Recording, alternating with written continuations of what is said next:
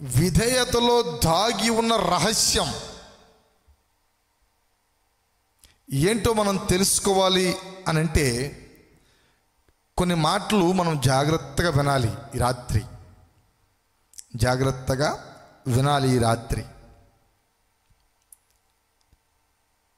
అలా విన్నప్పుడు, ఆ మాటలు మనము గ్రహించుకున్నప్పుడు, ఖచ్చితంగా ఆ రహస్యం మనం తెలుసుకున్నప్పుడు మనము చేయవలసిన పని సక్రమంగా చేస్తాం. పూర్తిగా వినకుండా మధ్యలో నాకు తెలుసులే అనుకుంటే ఉపయోగం లేదు. అండ్ క్వశ్చన్ పేపర్ మనం ముందు పెట్టినప్పుడు మొదటి ప్రశ్న మనకు అర్థమైపోయింది. ఓ ఇది అంత ఎలాగే ఉంటుంది అనుకుంటే లాభం లేదు. ప్రతి ప్రశ్న జాగ్రత్తగా చదవాలి, ప్రతి మాట జాగ్రత్తగా వినాలి. జాగ్రత్తగా విన్న దానిని జాగ్రత్తగా ఆచరించాలి, జాగ్రత్తగా పాటించాలి, జాగ్రత్తగా నేర్చుకోవాలి. అప్పుడే విధేయతలో దాగి ఉన్నటువంటి రహస్యం ఏంటో మనకు అర్థమవుతుంది. ఆ విధేయతలో దాగి ఉన్న రహస్యాన్ని మనం తెలుసుకున్నప్పుడు మనకు కావలసిన ప్రతి విజయాలు మనల్ని ఖచ్చితంగా వరిస్తాయి, విజయ పదం వైపు నడిపిస్తాయి. అందుకే ఈరోజు ప్రాముఖ్యంగా మాట్లాడుతూ the secret hidden in obedience, విధేయతలో దాగి ఉన్న రహస్యం ఎంతగా ఉపయోగపడిందంటే, బైబిల్లో ఒక వ్యక్తిని మీకు పరిచయం చేస్తాను.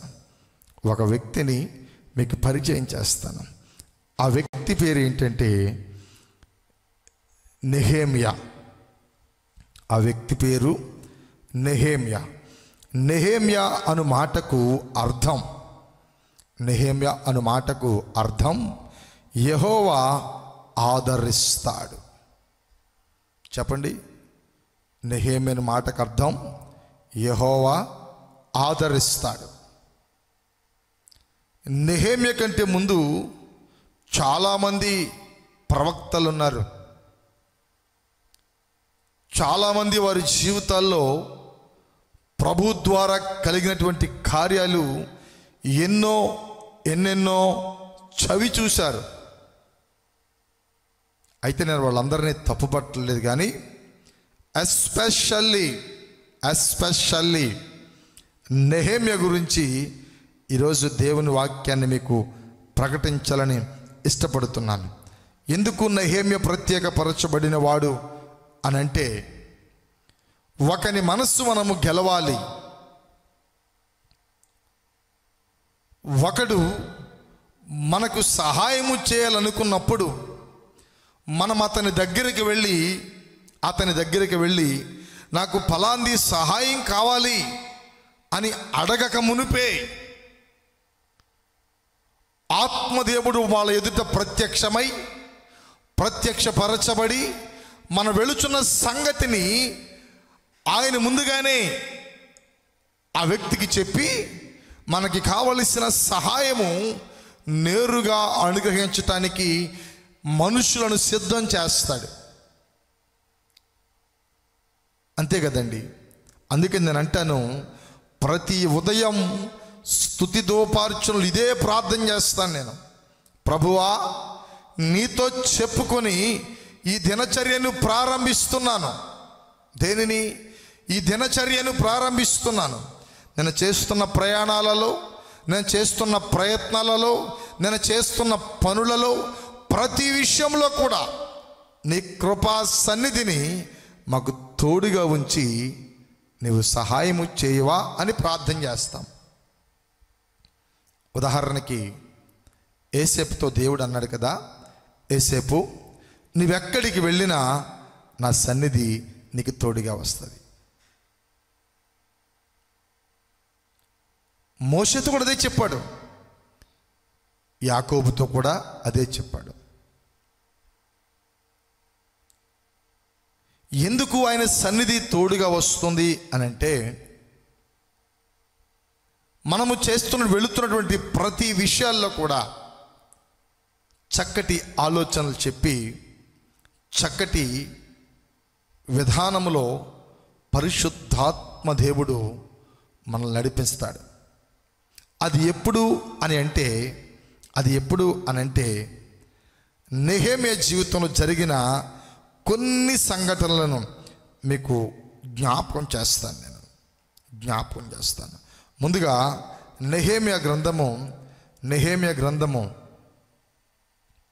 9వ అధ్యాయము 17వ వాక్యములో ఈ విధంగా వ్రాయబడింది. 16, 17 వాక్యాలు చదువుతున్నాను.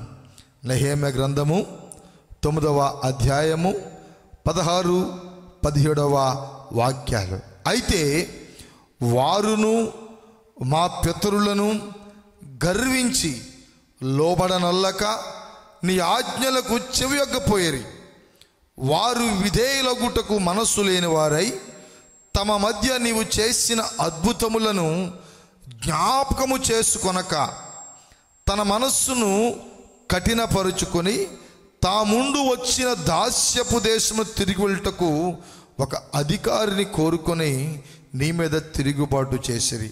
అయితే నీవు క్షమించుటకు సిద్ధమైన దేవుడవును, దయావాత్సల్యత గలవాడును, దీర్ఘశాంతమును, బహుకృపయు గలవాడునై ఉండి వారిని విసర్జింపలేదు.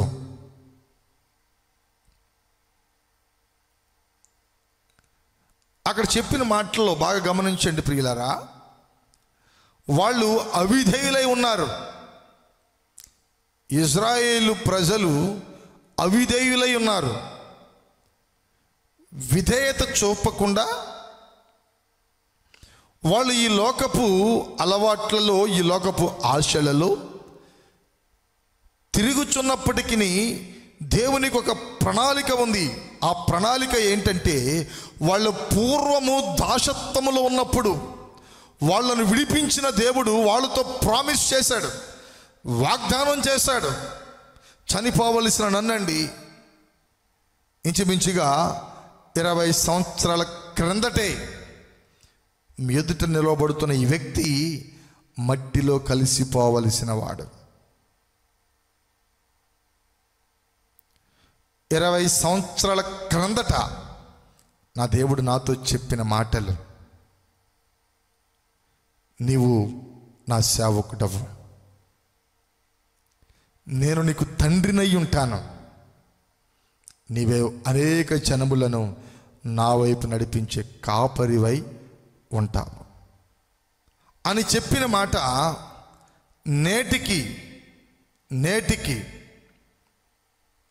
నేటికి దేవుడు తన వాగ్దానము నా జీవితంలో నెరవేరుస్తూ వస్తూ ఉన్నాడు.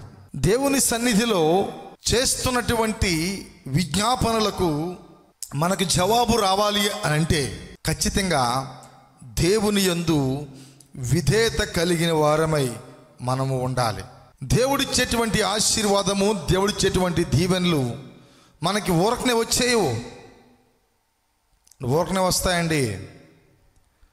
పరీక్షలు రాసిన ప్రతి ఒక్కరూ దానిలో ప్రయోజకులు అవ్వాలి, మంచి ర్యాంక్స్ రావాలంటే ఊరకనే వచ్చేస్తాయా? రేయింబగళ్ళు కష్టపడి చదివి వాటన్నిటికీ ప్రశ్న పత్రంలో ప్రతిదానికి సరి అయిన జవాబు వ్రాసినప్పుడే మనము కష్టపడిన ప్రతి కష్టాన్ని ఆ విజయోత్సవంలో మనం చూసుకుంటాం.